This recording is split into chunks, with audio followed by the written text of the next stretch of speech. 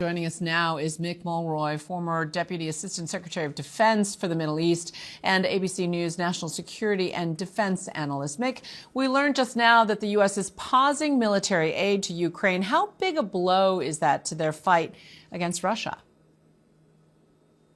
Juju, it's a big blow. I mean, not only the aid that was on the way and already been approved, but the potential that no aid will be coming in the future. Right now, Ukraine is already outnumbered vastly. So about 3-1 on troops, about 5-1 on artillery, and all the way up to 10-1 on tanks and armored personnel carrier. So any pause or disruption or stopping of aid to Ukraine will have a big impact on Ukraine in the battlefield. And likely it'll push Russia further away from the negotiation table as they'll see this as a win and things going in their direction. So it could actually extend this war substantially. I know that's not the intent, but that could be what happened, as Russia will have less of an incentive to come back to the table. And that's precisely what Zelensky said. Now, the previous administration, with broad congressional support, I might add, sent about $65 billion in military aid since Russia's invasion.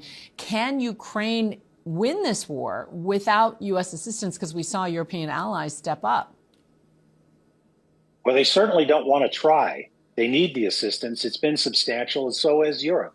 But if this stays the course and we do not turn back aid or turn aid back on and actually contribute more, then Europe's going to have to step up substantially. They might have to double their contributions. And of course, there's also this talk about the frozen Russian assets that are in Europe. They're up to 325 billion.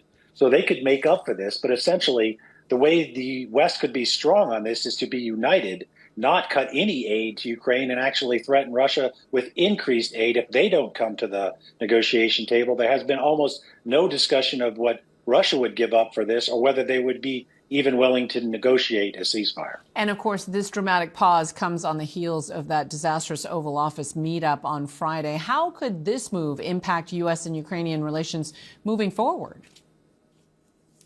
Well, certainly that was a setback for the relationships between the two countries. But ultimately, it's a much broader question than personalities, even the personalities of presidents. This is in the U.S.'s interest to ensure Russia is not successful in Ukraine. If they are, they could easily move on to another country, potentially even a NATO country.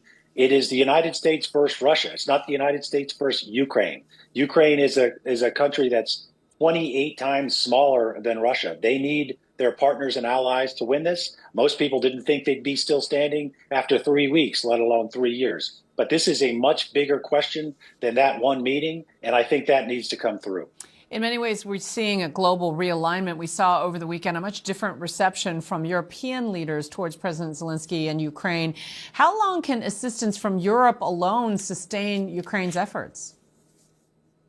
Well, it looks like Europe's looking at two things. Obviously, increasing their own direct military aid to Ukraine, but also increasing their own military capacity.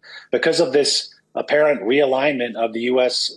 Foreign policy more in line with Russia, Europe's very concerned about the NATO alliance and whether Article 5 in that alliance would hold true and support them. So they are increasing their military substantially, according to every statement made by European leaders, and potentially building this European defense force, which would be an integrated military across Europe, something that I think should have been happening a long time ago, but certainly right now, because of the statements by the United States on their relationship with Russia, for example, who started the war in Ukraine, obviously Russia, that has really concerned our European allies, and they are stepping up, at least rhetorically right now, but hopefully that will be followed by action. How much damage, if any, is there to American global leadership? The Trump administration might argue this is what should have happened, that Europe should have stepped up to pay a bigger share of this war effort.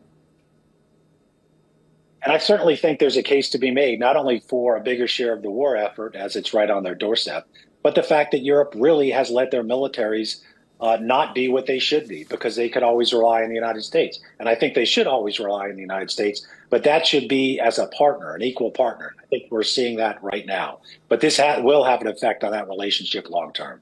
Mick Mulroy, thank you so much for your perspective. Appreciate it.